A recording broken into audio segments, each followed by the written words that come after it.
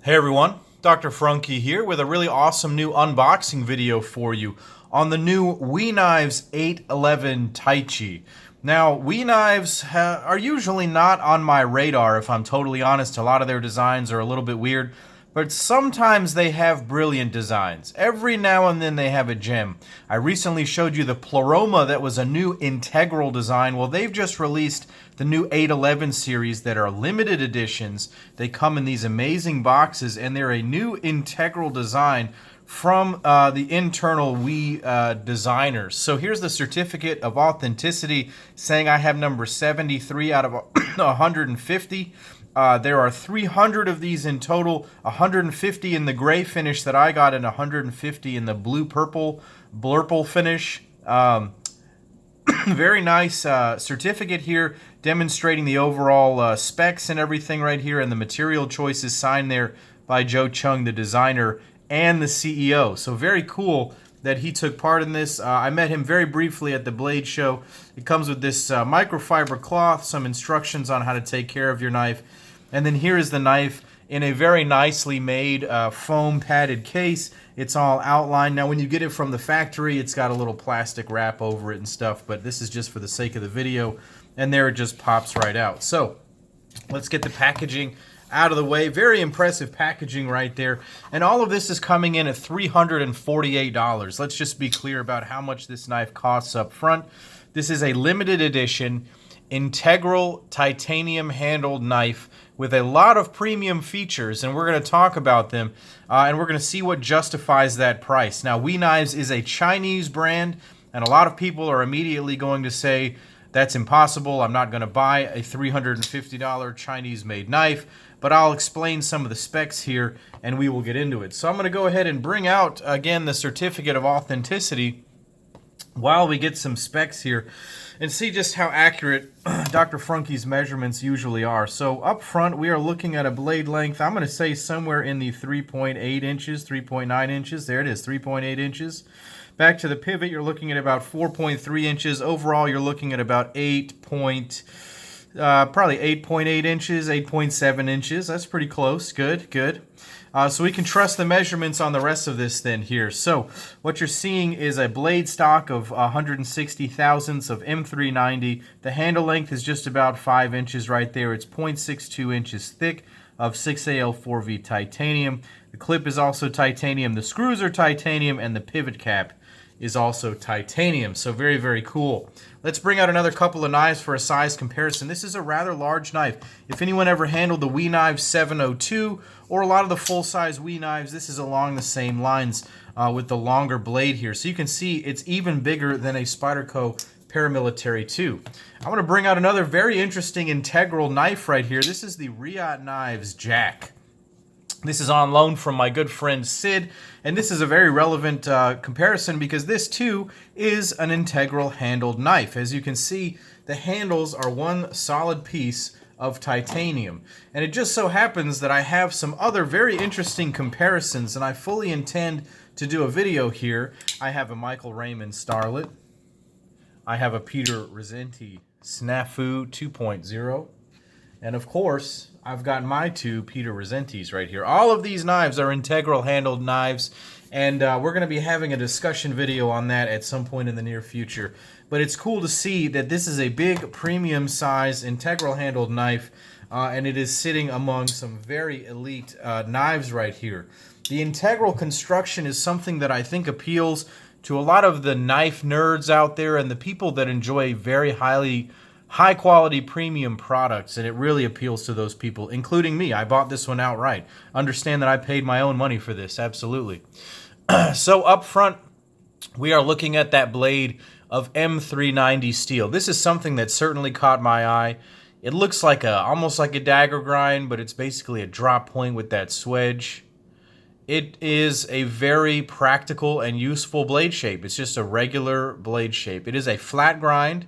It's not the thinnest knife out there. It's not going to be the greatest slicer, but it's a rather high flat grind, and so it's going to function pretty well for day-to-day use. Certainly for the EDC tasks that I have. I don't need to cut very fine wisps of paper all day, so that's okay. it has a very, very fine media blasted finish. It's very similar to Shirogorov finish. Let me pull out my Shirogorov F3. We can take a look at the blade finishes here. You can see that they're both sort of a high polish media blast. It's going to be very, very wear resistant. This one's a little bit shinier here on the Wii knife right here. Very, very nice finish. Obviously, it has a spider hole, and the big question is, can you use it? The answer is absolutely yes, you can. It is not quite as comfortable as a traditional Spidey hole, so it is not quite as much fun to flick as my Peter Rizzenti Nirvana. As you can see here, very similar overall size profile. If you guys miss the Peter Rizzenti Nirvana, take a look at the Wii Knives 811. It's kind of impressive to me that Spyderco came out with their Nirvana in the $400-something range, and this one is coming in at $350. You'll have to forgive me, I have a mark on my hand right here. I burned myself during the 4th of July fireworks. Anyways, another important part of the blade right here is this finger choil. I love that it's got a full-size finger choil. You can really choke up on it. In combination with that thumb ramp that's right there, you get a nice positive grip on it.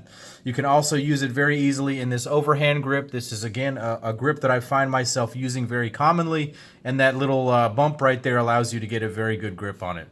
Moving back to the pivot, this thing runs on Wii's sort of integral handled pivot. If you ever experienced the Wii 702, this appears to be the same mechanism. I was never able to get the 702 apart to take a look at the internals. Hopefully I can do that on this one. I'll figure out how to do it. But it is a clever ceramic ball bearing pivot system that installs from this side. It has a flat Wii plate on this side. And it's got this beautiful hardware. Speaking of the hardware, it is all done in Torx construction. Let's all appreciate that they did that for us. The pivot is very smooth. Obviously, this is a brand new knife. I just opened it a few minutes ago. I think that it's going to continue to break in. In classic Wii fashion, it comes a little bit tight. But I think that with a few weeks of playing with this, a takedown, some lubrication and stuff, this is going to be a fantastic knife. I'll say the detent is tuned very nicely. It is...